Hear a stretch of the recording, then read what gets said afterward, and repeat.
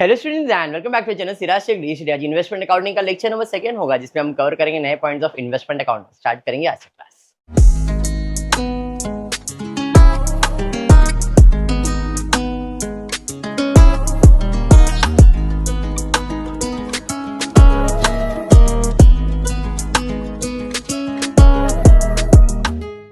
In the previous class हमने investment accounting start कर दिया था।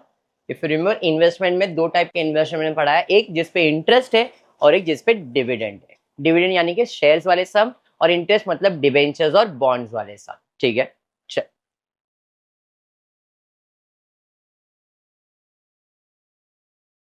दिख रहा है क्वेश्चन सबको? विजिबल है? बढ़िया। हर्ष क्वेश्चन दिया है कि 1 अप्रैल 2010 को मिसेस मीनल के पास हैड मतलब है क्या ₹3 लाख के 12% डिवेंचर्स, जिसका फेस वैल्यू मार्केट प्राइस कितना है 94 ईच और फेस वैल्यू कितना है 100। Interest is payable half yearly on 30th June and 31st December every year. 1st September 2010, Mrs. Meenal sold rupees 90,000 12% debenture at 95 each cum interest.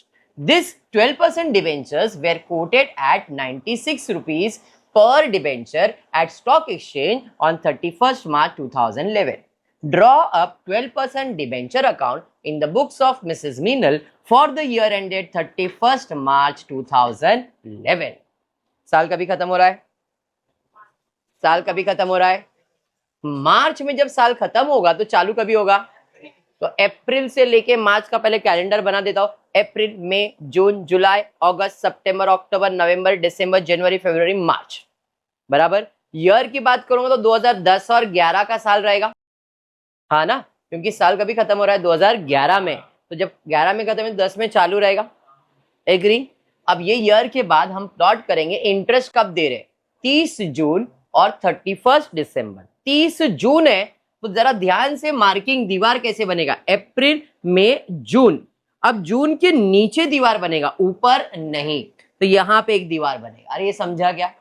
30 June and 31 दिसंबर। अरे समझा? अब क्या साल के स्टार्ट में कोई इंटरेस्ट है क्या?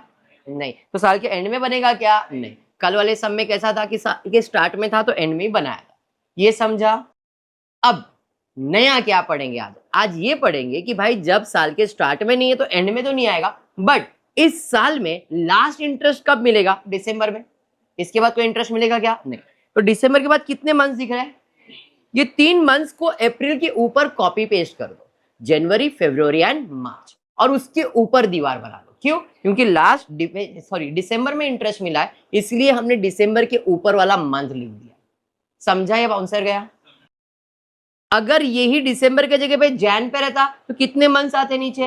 वो 2 मंथ ऊपर कॉपी पेस्ट करते। अगर फेब होता तो 1 मंथ ऊपर होता। समझा? ये साल के स्टार्ट में रहता है तो एंड में आ जाएगा, लेकिन नहीं है तो आपको लास्ट इंटरेस्ट जब भी मिला है उसके बाद जितने भी मंथ्स है वो अप्रैल के ऊपर कॉपी पेस्ट करके दीवार बना। लॉजिक समझ गया यहां तक? अरे हाँ, सबको समझा है? फिर 3 कॉलम बनाते हैं, नॉमिनल वैल्यू, इंटरेस्ट, कॉस्ट। बराबर। छोटा सा सम है, ज्यादा बड़ा नहीं। इतना सम क्लियर हो गया सबको? Any doubt? चलिए अब क्वेश्चन रीड करते हैं। 1 अप्रैल 2010। 1 अप्रैल 2010 मतलब यहां पे क्या हुआ? 1 अप्रैल 2010 को मीनल के पास ₹3 लाख के डिबेंचर्स थे। बराबर है? ₹3 लाख के डिबेंचर्स थे, तो 1 अप्रैल को परचेज नहीं किया मैंने, सेल्स नहीं किया है। हैड मतलब बैलेंस है। कितना बैलेंस है मेरे पास? तो 1 अप्रैल को पास मेरे पास बैलेंस है ₹3 लाख। अब ₹3 लाख का मतलब एक का वैल्यू अगर 100 है तो मेरे पास कितने डिबेंचर्स है? 3000। तो 3000 डिबेंचर 100 रुपए के हिसाब से नॉमिनल वैल्यू कितना हो गया? 3 लाख। समझा या बाउंसर गया? अरे समझा सबको? अब इसका कॉस्ट कितना है? इसका कॉस्ट कितना है? तो 3000 इंटू 94 विच इज 2,82,000। कुछ नहीं बोला है तो बाय डिफॉल्ट वो कौन सा वैल्यू बन जाएगा? X interest. समझा? समझा सबको? आगे बढ़ते। आगे इंटरेस्ट इज पेबल तो खत्म हो गया। 1 सितंबर 2010 को मीनल ने क्या किया, बेचा। 1 सितंबर यानी कि यहाँ पे क्या किया, सेल्स किया। कितना सेल्स किया, ₹90,000। ₹90,000 मतलब एक का वैल्यू अगर 100 है तो 900 डिबेंचर बेचा। वहां पे देखो वर्ड रुपीज है, कल रुपीज नहीं नंबर ऑफ शेयर्स था, आज कैपिटल वैल्यू दिया इसलिए नंबर ऑफ शेयर्स को अलग से दिखा रहे हैं। शेयर मतलब डिबेंचर। तो 900 इंटू 100 कितना हो गया, 90,000। समझा यहां तक। कितने में बेचा हमने इसे, 95 कम इंटरेस्ट। तो 900 इंटू 95 करोगे 85,500 कौन सा वैल्यू, कम इंटरेस्ट। अरे ये समझा क्या। उसके बाद दिस 12% डिबेंचर वेर कोटेड 96 31 मार्च, मतलब इसका मार्केट प्राइस दिया है, हाँ या नहीं। 31 मार्च 2011 मतलब ईयर एंड है, ईयर एंड पे इसका मार्केट प्राइस कितना है, 96। तो उसके लिए पहले बैलेंस निकालता हूं। 3000 मेरे पास था, 900 मैंने बेच दिया तो मेरे पास बचा कितना, 2100। तो 2100 वैल्यू है 100, 2,10,000। उसका कॉस्ट मालूम नहीं है बट इसका मार्केट प्राइस तो मालूम है। कितना है इसका मार्केट प्राइस, 96। तो जब आपको इधर 96 निकालना है तो कैसे करोगे, 2100 इंटू 96 मार्केट प्राइस मिल जाएगा, कल किया था। अरे हाँ, क्या मुझे अब इसका कॉस्ट मालूम है क्या, नहीं। अब उसके लिए पहले क्या कैलकुलेट होगा, इंटरेस्ट। ध्यान से, इंटरेस्ट का कैलकुलेशन इंपॉर्टेंट इधर। इंटरेस्ट कैलकुलेट करने के लिए जो भी ट्रांजैक्शन हुआ है उधर जाओगे और ऊपर देखोगे। जैसे इधर से नहीं, सार इधर से चालू हो रहा है, यहां से 1 अप्रैल के पास में जब खड़ा हूं तो मेरे पास बैलेंस है। अभी ऊपर देखो तो कितने मंथ दिख रहे हैं, तो 3 लाख के ऊपर कितना परसेंट, 12%। ये मैं नहीं कह रहा हूं, क्वेश्चन में दिया है। आप देखो कितना परसेंट डिबेंचर है, 12% है ना। तो 3 लाख के ऊपर 12% कैलकुलेट करो। तो 3 लाख का 12% अगर आप कैलकुलेट करोगे तो 36,000 आएगा। बट अभी कितने मंथ्स के लिए चाहिए, 3 मंथ्स के लिए चाहिए। तो इंटू 3 डिवाइड बाय 12 कर दोगे तो आपको आएगा 9,000। तो यहां पे आ जाएगा 9,000। समझा, सॉरी 9,000। आई होप इतना क्लियर है सबको। फिर आगे बढ़ेंगे, फिर आगे बढ़ रहे, फिर आगे बढ़ रहे। दीवार आ गया, ट्रांजैक्शन नहीं आया बट दीवार आ गया। देखो डेट के हिसाब से जाओ तो 30 जून आ रहा है ना, इधर दीवार बना है। ये दीवार का मतलब क्या है कि इस तारीख को आपको इंटरेस्ट मिलेगा जितना भी बैलेंस है उसके ऊपर। तो मुझे बताओ इस तारीख को कितना बैलेंस है आपके पास, कितना बैलेंस है।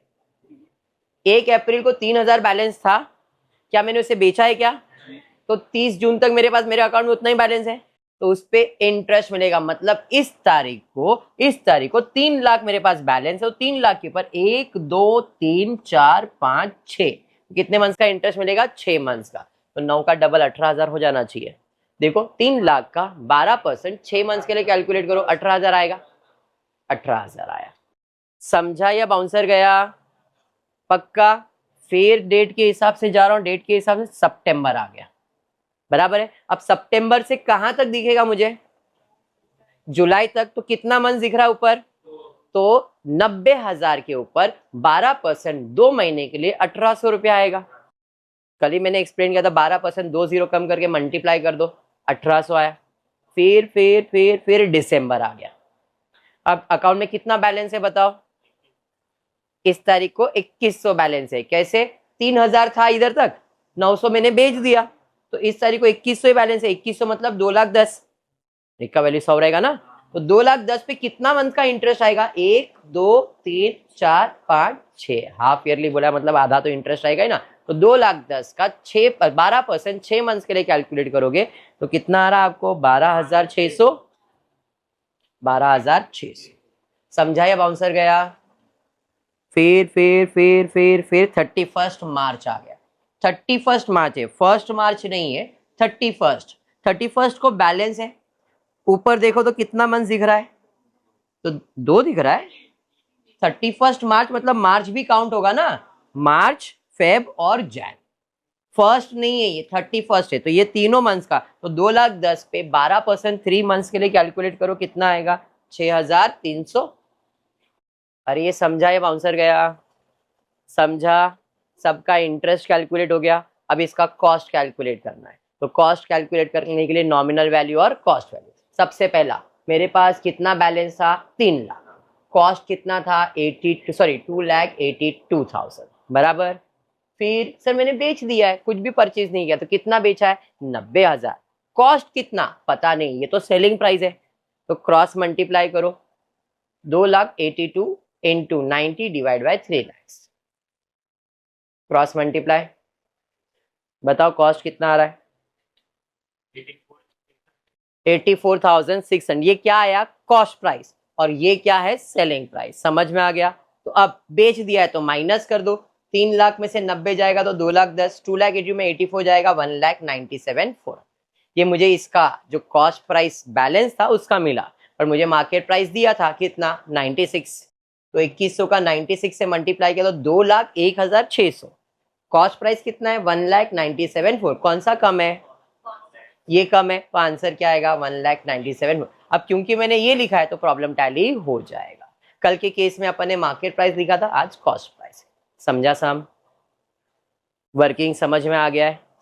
हाँ, अब इसके अलावा सेल्स किया है तो प्रॉफिट एंड लॉस।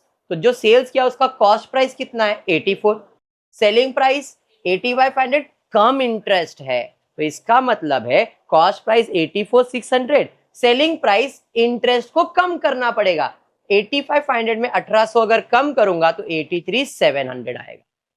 समझा, 84 का सामान 83 में बेचा है, मतलब लॉस हुआ है। कितना लॉस हुआ है, 9।